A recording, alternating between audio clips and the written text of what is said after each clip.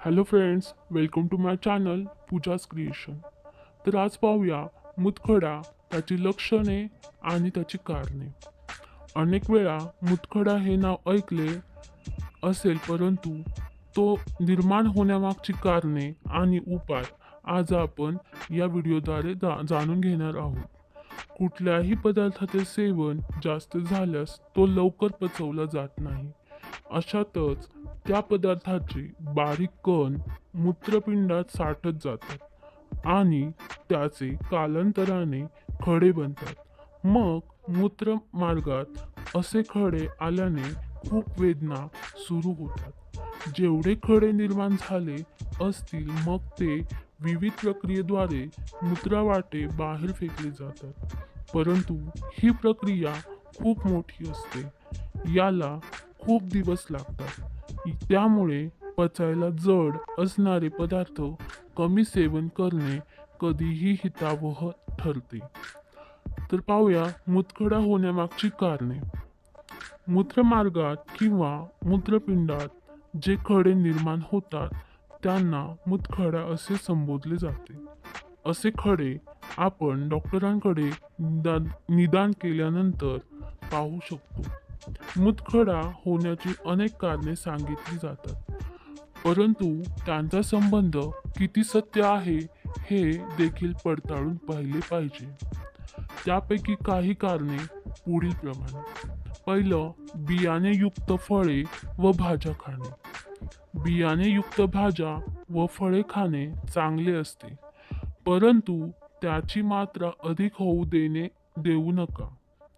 व्यवस्थित पचन न झाल्याने त्यातील काही वरचा भाग हा मूत्रपिंडात साचू लागतो. व्यवस्थित हालचाल व व्यायाम नसल्याने त्याचे विसर्जन व्यवस्थित होत नाही व मूतखडा निर्माण होतो. दुसरं आहे जंक फूड, मांसाहार आणि व्यसन. कुठल्याही प्रकारचे व्यसन हे वाईटच असते. त्यातील विषारी पदार्थ हे व्यवस्थित विसर्जित होत नाहीत. अतिप्रमाणात जंक फूड, मांसाहार आणि त्याबरोबर व्यसन केल्याने मूतखडा होऊ शकतो.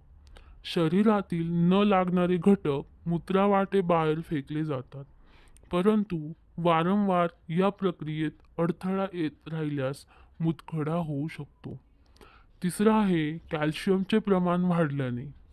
शरीरात नैसर्गिकरित्या कॅल्शियम तयार झाले पाहिजे, जसे की सूर्यप्रकाश आणि विविध प्राणीजन्य आहार घेतल्याने कॅल्शियमची कमतरता पूर्ण होते.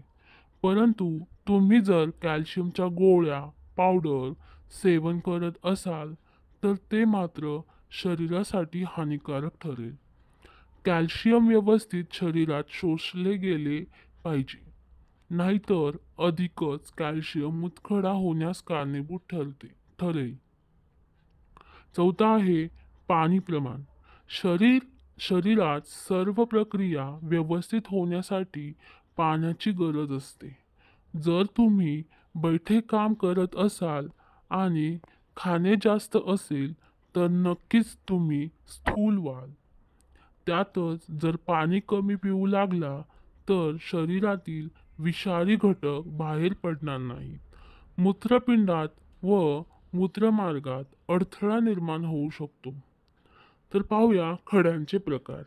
खड्यांचे प्रकार कॅल्शियमचे खडे, युरिक आम्लाचे खडे, सिस्टाईन खडे आणि स्ट्रुवाइट्स खडे. मूतखडा झालेल्यांची लक्षणे अशी आहेत. पहिलं आहे ओटीपोटाच्या खाली किंवा पाठीत वेदना सुरू होतात. दुसरं आहे एका किंवा दोन्ही बाजूला वेदना वाढत जाते व आखडल्यासारखी ही वेदना गुप्तांगाच्या भागात पसरते. तिसरं आहे मळमळणे, उलट्या सुरू होतात.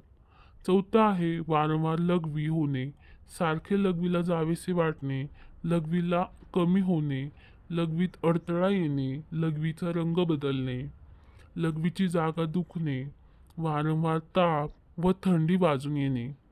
मूतखडा संबंधित तपासणी आणि चाचण्या लघवीची तपासणी केली जाते. पोटाचा मूत्रपिंडाचा एक्स-रे काढला जातो. पेशंटचे वक्तव्य व वेदना ध्यानात घेतल्या जातात.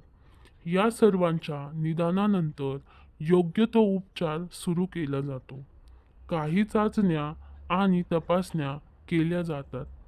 त्याची नावे आहेत: पहिलं मूत्रपिंडाचे अल्ट्रासाउंड, दुसरं आहे IVP, तिसरं आहे ओटीपोटाची क्ष किरण तपासणी, चौथा आहे रोग-रेड पायलोग्राम, पाचवं आहे ओटीपोटाचा CT स्कॅन आणि सहावं आहे ओटीपोटाची म्हणजेच मूत्रपिंडाची MIR चाचणी. या चाचण्यांमधून रक्त किंवा मूत्रातील कॅल्शियमची पातळी कळून येते. मूत्रमार्गाचे संक्रमण कळून येते. मूत्रवाहिनीत अडथळा निर्माण झालेला कळतो. मूत्रपिंडाचे झालेले नुकसान कळून येते. प्रतिबंध म्हणून मूतखडा होऊच नये म्हणून जंक फूड, मांसाहार कमी करा. व्यसन करू नये. योग्य व्यायाम व शारीरिक हालचाल ठेवावी. द्रव पदार्थ सेवन करावे जसे की पाणी, फळांचे ज्यूस, सरबत, काढा इत्यादी. मित्रांनो, जर हा व्हिडिओ तुम्हाला आवडला असेल तर नक्कीच लाईक करा. धन्यवाद.